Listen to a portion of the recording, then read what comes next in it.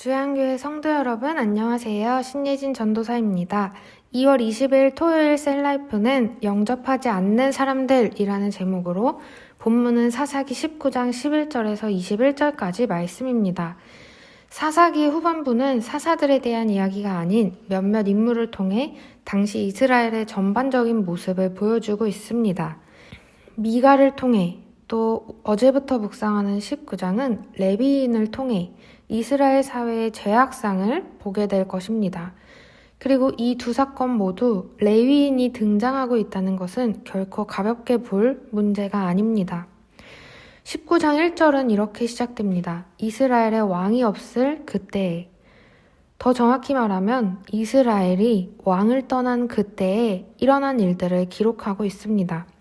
그러면서 그런 시대를 살아가는 한 레위인에게 스포트라이트가 비춰집니다. 그 레위인은 에브라임 산지 구석에 살던 사람으로 정상적인 결혼 생활이 아닌 첩을 맞이하게 됩니다. 그런데 그 첩이 행음하고 남편을 떠나 유다 베들레헴 그의 아버지의 집에 돌아가는 바람에 레위인이 첩을 데리러 갑니다.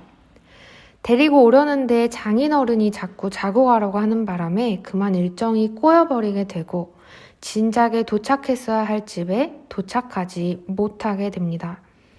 해가 지려고 할 때쯤 여부스라는 곳에 가까이 가게 됩니다.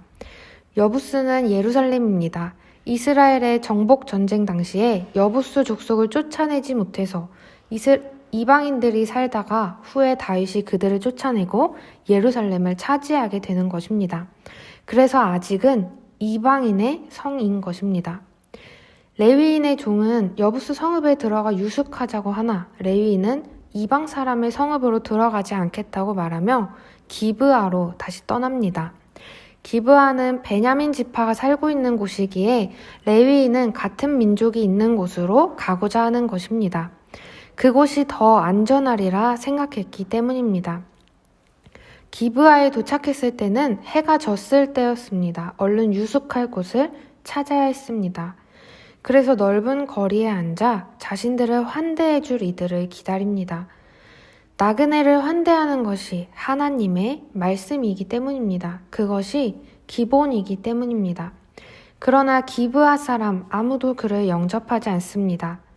기브아에 가서 유숙하려고 그리로 돌아 들어가서 성읍 넓은 거리에 앉아 있으나 그를 집으로 영접하여 유숙하게 하는 자가 없었더라.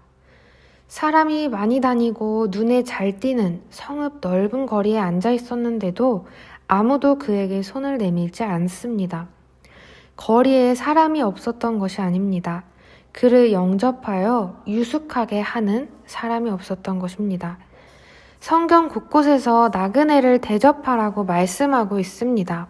고아와 과부도 마찬가지입니다.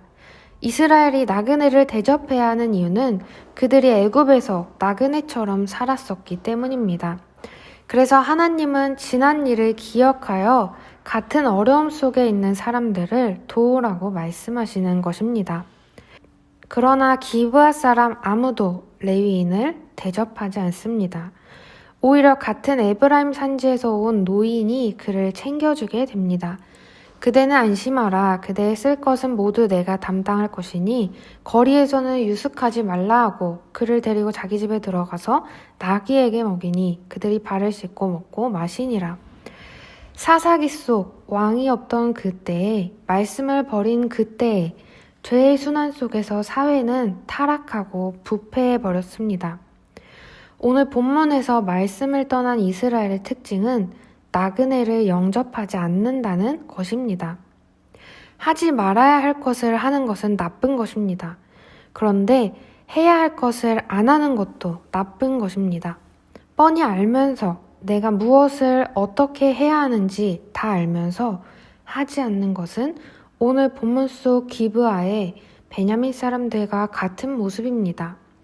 힘들어서, 어려워서 또는 귀찮아서 하지 않은 그 일을 오늘 하기 원합니다. 또 작은 자에게 한 일이 내게 한 일이라고 하신 예수님의 말씀을 따라 오늘 만나는 이웃에게 무관심이 아닌 사랑과 관심으로 대하는 저희가 되기를 소망합니다. 예수님이 먼저 그렇게 하셨기 때문입니다.